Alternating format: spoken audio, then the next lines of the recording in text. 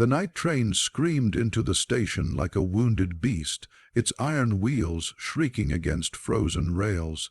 Snow whipped through the air in sharp, biting flurries, cutting visibility down to a few trembling lantern lights. Most passengers hurried away, coats pulled tight, eager to escape the cold and the loneliness that clung to the platform like a curse. Ethan Cole did not hurry. He stood near the edge of the platform, hat pulled low, hands rough and cracked from years of ranch work shoved deep into his worn wool coat. He had come to town to sell cattle, nothing more, no family waiting, no warm home nearby, just a cheap boarding room and the long ride back to his struggling ranch come morning. That was when he saw her. She was sitting alone on a wooden bench beneath a flickering gas lamp, her body curled inward as if trying to disappear. Snow had gathered on her thin coat, her shoes were soaked through, her hands, bare, red, trembling, clutched a small leather bag to her chest. She was shivering, not the mild tremble of discomfort, but the violent, dangerous shaking of someone who had been cold for far too long. Ethan frowned. People didn't sit still in weather like this unless something was wrong. He took a step closer, then another. "Miss," he called out, his voice low and cautious. She didn't respond. He crouched slightly, careful not to startle her.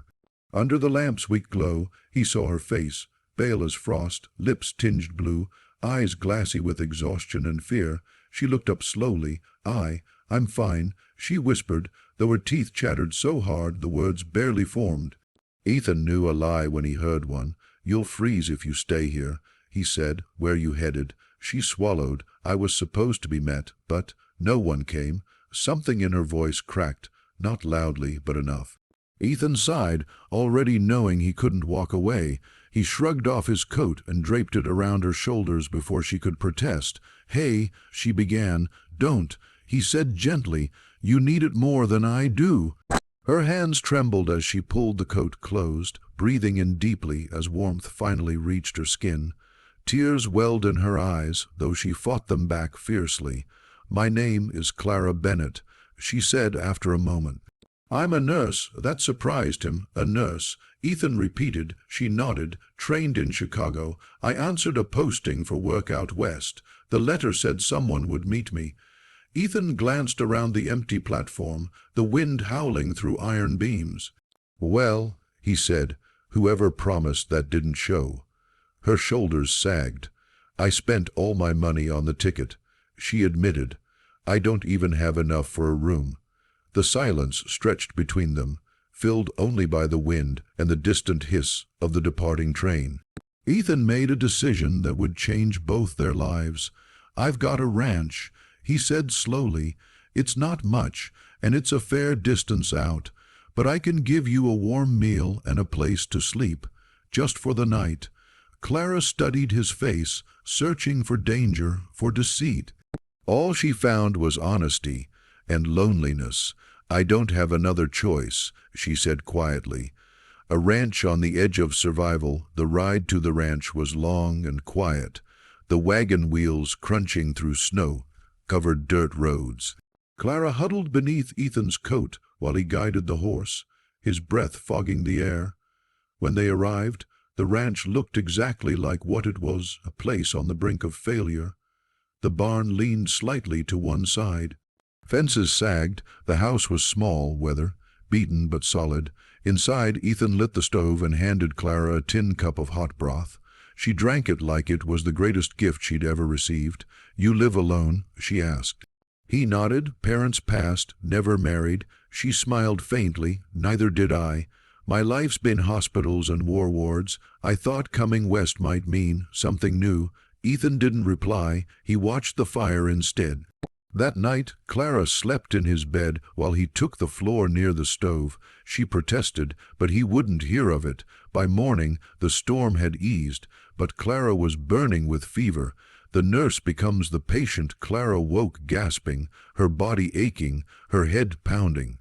Ethan was at her side instantly. "You're sick," he said, worry etched into his face. "I know." She whispered, "Pneumonia, most likely. I ignored the cold too long." Ethan felt panic claw at his chest. He had lost his mother to illness years ago. He would not watch another woman fade if he could help it. For days he cared for her, feeding her broth, changing cloths, sitting through sleepless nights. He didn't complain when exhaustion weighed on him like stone. Clara drifted in and out of consciousness, sometimes calling his name without realizing it. When the fever finally broke, she cried, not from pain but relief. "You saved my life," she said weakly. Ethan shook his head. "You saved your own. I just stayed." Healing more than the body. Weeks passed. Clara regained her strength and with it her purpose.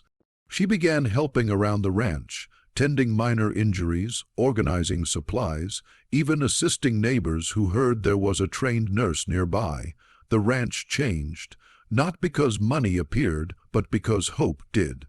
Ethan found himself smiling more, laughing, listening to Clara talk about books, about medicine, about dreams she thought she'd lost.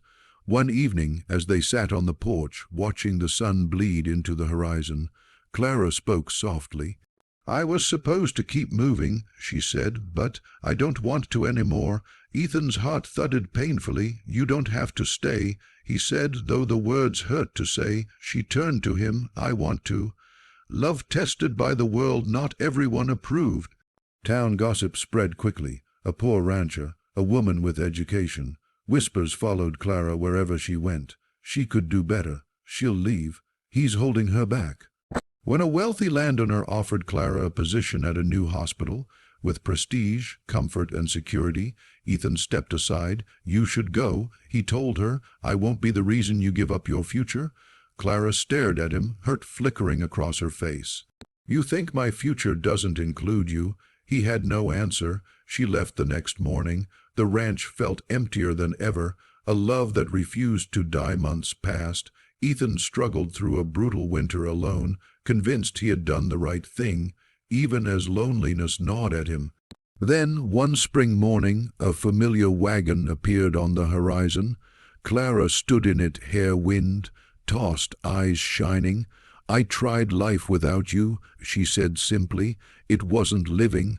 She had turned down the hospital.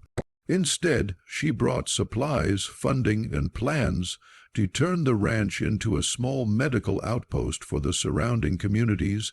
Together, they built something extraordinary, a romance that went down in history years later. People would speak of the ranch where no one was turned away, where a nurse and a rancher changed lives with compassion and stubborn love. They married beneath the same sky where they had first shared silence. And long after they were gone, their story endured, not because it was perfect, but because it was real. A poor rancher, a shivering nurse, one winter night that rewrote history.